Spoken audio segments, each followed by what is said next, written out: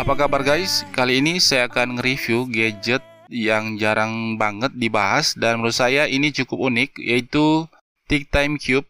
Ini merupakan tiny smart timer countdown yang akan bermanfaat nanti di pemakaian sehari-hari. Jika kalian tertarik, untuk linknya saya taruh di kolom deskripsi. Untuk membahasnya lebih lanjut tentang fitur dan manfaatnya, kita langsung saja. Sesuai dengan namanya, TickTime Cube, gadget ini fungsinya lebih spesifik dibanding dengan alat timer lainnya yang multifungsi. TickTime Cube ini semacam alarm pintar yang dikemas sedemikian rupa dengan fitur-fitur yang lengkap dan update menyesuaikan dengan kebutuhan dan pemakaiannya. Dan untuk gadget ini sudah versi upgrade yang dibuat lebih simpel dengan fitur-fitur yang lebih disempurnakan dibandingkan versi sebelumnya. Untuk desainnya berbentuk kubus segi empat yang warnanya hitam doff, dan juga ini ada varian warna lainnya yang bisa kalian pilih, di mana untuk versi sebelumnya bentuknya agak bulat segi 6 dan hanya satu pilihan warnanya. Yang menurut saya untuk desain ini cukup simple dan portable dan saya cukup suka. Untuk build quality, bahan materialnya terbuat dari plastik yang bagian luarnya dilapisi rubber atau silikon.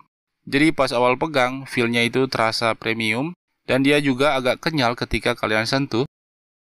Untuk port chargingnya ada di bagian depan dan sudah menggunakan USB Type-C.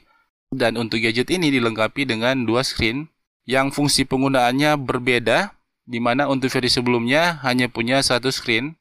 Untuk layar tombolnya ada di bagian depan dan menggunakan tombol fisik. Untuk menyalakan, tekan tahan, tombol power. Ada beberapa tombol yang penggunaannya multifungsi. Tombol power on off bisa juga sebagai play pause. Ada tombol M, menit, dan tombol S, second atau detik. Dan terakhir itu tombol suara, vibration, dan mute. Bisa juga sebagai pengatur volume. Di bagian sudut-sudutnya ada angka menit, angka 1, 3, 5, dan 10. Dan ini adalah angka-angka menit default dari gadget ini. Dan penggunaannya cukup simple. Kalian sesuaikan angka timernya, misalkan angka 5 menit. Taruh dengan posisi screen-nya seperti ini.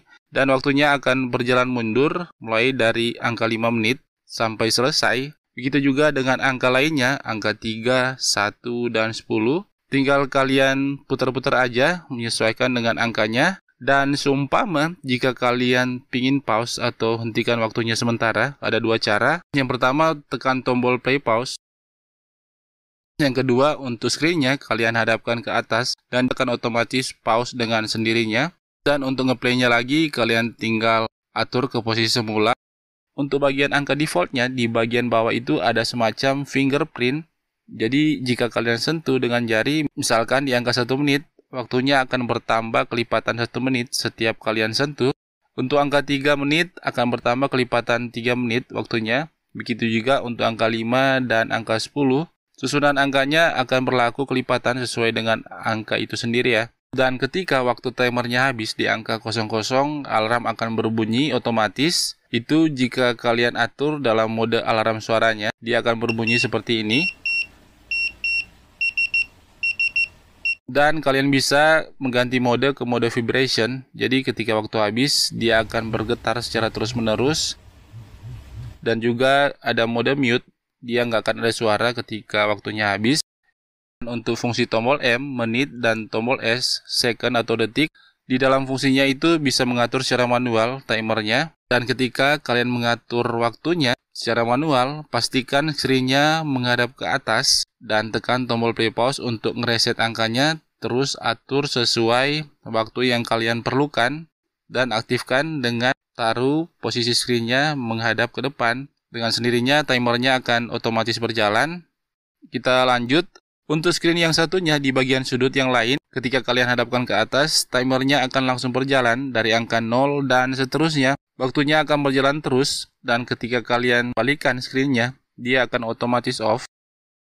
Di bagian bawah screen-nya ada semacam port suara, dan yang paling saya suka di bagian layar ini, dia ada semacam magnet yang walaupun ini simple, akan sangat berguna di pemakaiannya nanti. Kalian bisa tempelkan gadget ini ke sesuatu yang ada besinya, misalkan di rak besi, pintu, dan sebagainya yang mengandung unsur besi. Jadi ini lebih fleksibel untuk mengatur posisinya.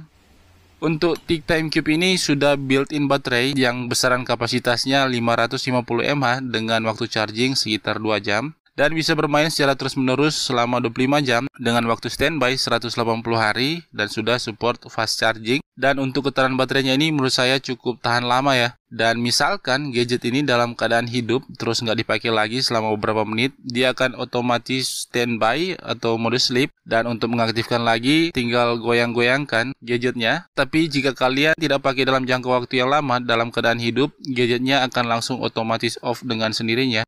Jadi guys, untuk manfaat dan kegunaan TickTime Cube ini mencakup banyak hal ya, seperti aktivitas memasak, workout, belajar, dan lain-lain. Misalkan istri, pacar, atau kalian lagi memasak kue atau lainnya yang membutuhkan perhitungan waktu yang tepat, TickTime Cube ini akan sangat membantu. Begitu juga ketika kalian lagi nge-gym maupun jogging, ini juga bisa jadi alternatif smart time yang bisa kalian sesuaikan untuk dipakai. Dan umumnya nggak semua orang juga suka pakai smartwatch ya, atau jam tangan ketika beraktivitas di keadaan tertentu. Misalkan ketika berada di dapur ataupun lagi berenang, TickTime Cube ini akan menjadi smart timer alternatif terbaik buat kalian gunakan dan akan lebih mempermudah dalam mengatur waktu yang akurat sesuai dengan kalian inginkan. Jadi guys, untuk TickTime Cube ini sangat rekomendasi bagi kalian yang butuh smart timer countdown yang sangat berbeda dari alat timer lainnya dan sangat fleksibel, dan ini cukup unik dengan fitur yang komplit ya.